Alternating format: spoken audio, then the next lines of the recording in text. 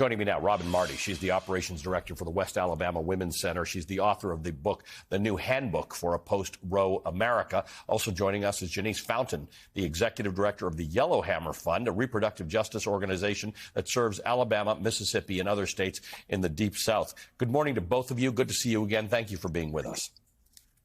It's good to see you again, Allie. Robin, when I was with you at your clinic, you told me that it has become very hard in your state to direct women to places that they can actually have an abortion procedure done, and that they were making it hard for you to even sort of imply and suggest to women how they would get a medicine abortion. Yeah, that is true. And one thing that I can say is a positive outcome of the Attorney General basically threatening any pregnant person with prosecution is the fact that at our clinic, we've decided that we are no longer remaining silent about where a person can obtain an abortion. We are letting people know that there are websites like Plan B where they can go and look up information to be able to obtain medication abortion, even in states where abortion is illegal. And we are saying that is our freedom of speech and something that we are allowed to do, despite his claim that that would be considered a conspiracy. Denise, let me ask you about this. What did the Attorney General call it? The chemical endangerment law. This is actually a law that's not meant to be about abortion at all, but it's actually been used in Alabama to target women before. Oh, absolutely. And that's not something Alabama is shy to, using laws to incriminate or incarcerate people that when the law wasn't even intended for that purpose.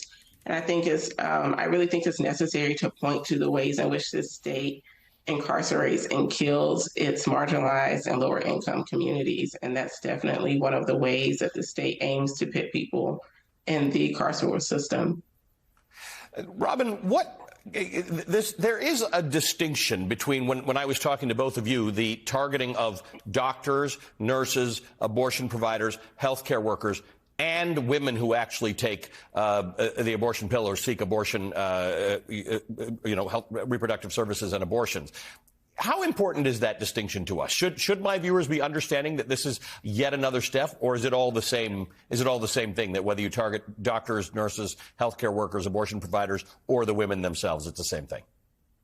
Well, what's necessary for everyone to understand is that now that we are in an age of medication abortion, it is possible for a person to be able to manage their own abortion without any sort of medical intervention, any sort of assistance. A person can go to a website like aidaccess.org and get medication and have it sent directly to them, even if it is illegal in the state. A person can manage their own care without letting anybody know. And if a person has a complication, they can go into a clinic like mine, or they can go to a hospital and simply say, I am pregnant, I'm having a miscarriage, and I'm scared. They don't need to let people know about their abortion. And this is terrifying for lawmakers because they've gone through and said, okay, we are never going to punish the person who is getting the abortion. But once you remove everybody else, there's no one to punish. And now that it is easy for a person to be able to do this on their own, they need someone that they can frighten, someone that they can try and threaten. Otherwise, people will just autonomously do it by themselves, as they should be able to. And Janice, the issue is that this does frighten people, right? When we were talking about this, not everybody follows this story every day. And if you hear from someone a lot of women have abortions that they were not planning to have, or seek abortions that they were not planning to get, and they're not fully read in on the whole thing. And if the word gets out there that you order this pill, you get this pill, you take this pill, you can go to jail, it's half the battle. It is, and I think that's sometimes what people rely on when they're trying to scare people, right? Is that folks don't have the time to research and know this information. And like like Robin said, people will get scared, with certain things that happen after you might self-manage and might go to the hospital and say, hey, this is this thing that I've done to self-manage, not knowing that you don't have to disclose that there's nothing that looks different from if you self-manage versus having a miscarriage. I think a lot of the problem is fear, and I think that's something that we need to have the conversation about as often as possible, in a way that's protected by our First Amendment, right? Because that's another thing that's another thing that people are even scared to do, and have the conversation in public spaces, but we have to, so that people know what they can do. That's a very interesting question, First Amendment right, because when I was in Alabama last summer, Robin and I went to her clinic, and I asked this question about what you're allowed to tell people and what you're not allowed to people as it relates to medication abortion. Let's just play a little of that, Robin. If I walk in here and I see you, you're wearing a shirt that says medication abortion is extremely safe and effective. Mm-hmm. And I say, can I get some? No. I can't say anything. If I were a regular person, I would say something like a person can go to aidaccess.org and obtain medication abortion without needing a prescription and have that shipped to them regardless of whether it is a legal state or an illegal state, but that person is running a lot of risk of surveillance and should be very careful. That would be something I could say if I were a regular person. I am not a regular person, so I cannot say that to a patient. I cannot say that to anyone. Honestly, wearing this shirt is a risk, and I do it on purpose because I know that this is one way to make a conversation happen and make people think about this. Robin, has anything changed since that conversation you and I had in Alabama? Yeah, we're telling people where they can go to find pills. We're not telling them explicitly that they can go to aidaccess.org.